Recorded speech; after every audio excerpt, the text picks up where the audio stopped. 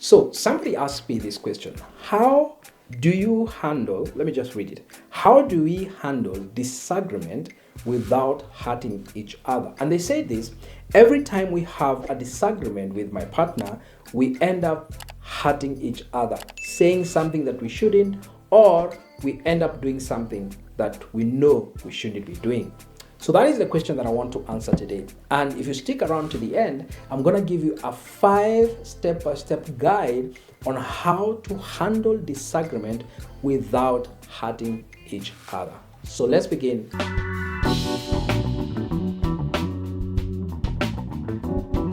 So how do you handle disagreement without hurting each other? I know this is a common question for many couples, especially the newlyweds. Disagreements are a natural and even healthy part of a marriage. They show that two individuals with unique perspectives are engaging deeply with one another. The key is how you handle those disagreements. Conflict doesn't have to mean combat every time. It can become a gateway to a deeper understanding and connection. If you handle with care, if you handle it with empathy, and if you have a proper structure on how to handle those issues. When couples hurt each other during disagreement, it's usually not because they don't love each other, no, but it's because they don't yet have the tools to communicate safely and respectfully in high emotion moments.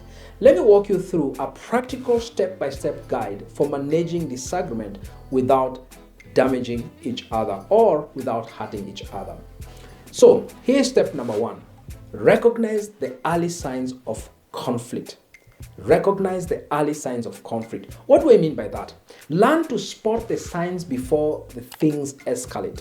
A tight tone of voice, defensiveness, somebody becomes, a sarcastic, withdrawal, feeling overwhelmed. This matters because early signs can help you recognize when a conflict is coming and preparing yourself on how to handle it. Here's a tip. Have a signal phrase. Maybe pause, or let's take a minute, or let's take a break, something, or let's sit down, let's have a conversation, And step number 2, take a short break. What do you do in this short break? If emotions are too intense, agree to take a 20-30 minutes break before continuing. This matters because it prevents saying things you later regret. It's not avoiding the issue, it's managing it.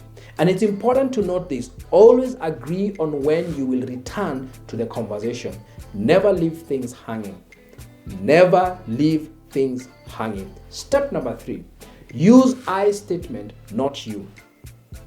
What do I mean by that? Speak from your own perspective. Instead of saying, you never listen to me, say, I feel unheard when I try to talk about something important.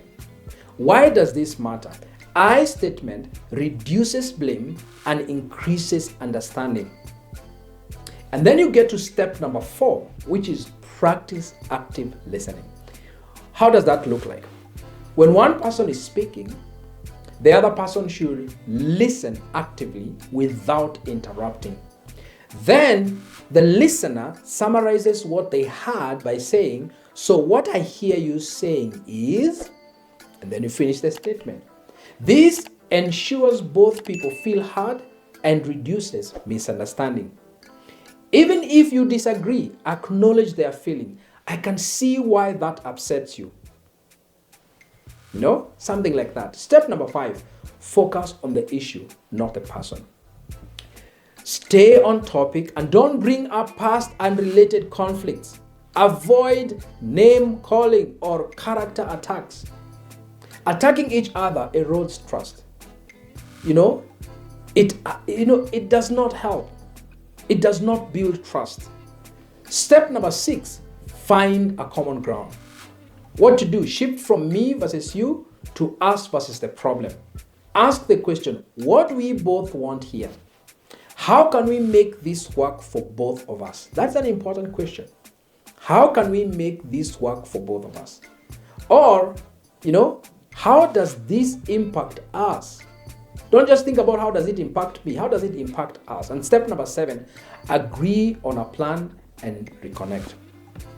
End the discussion by deciding what you'll both do differently, affirm and care for one another, and agree that this conflict is not to tear us down, but it is to help us see each other better.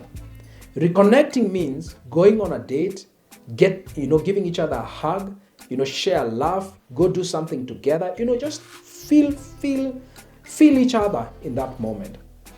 Handling conflict this way will help you diffuse a lot of tension. Take time to think through your conflict. Don't just go and fight. Marriage is not just a place to fight. Fight fair. But here is another thing that you need to think about. If you're not having conflict, it probably means you're not connecting on a deeper level. Maybe you found a way of dealing with your own issues, and if if somebody does something, it doesn't bother you anymore, it's a dangerous place to be in. Marriage is supposed to be a place where you share openly and engage openly. Let me know in the comment, out of the many, even the bonus that I've given you, what is the one principle or one step that you feel like you yourself personally you're struggling with? Leave it on the comment. Otherwise, share this with a friend, leave a comment below, like this video, and subscribe if you have not yet done that, and see you in the next one. Bye bye.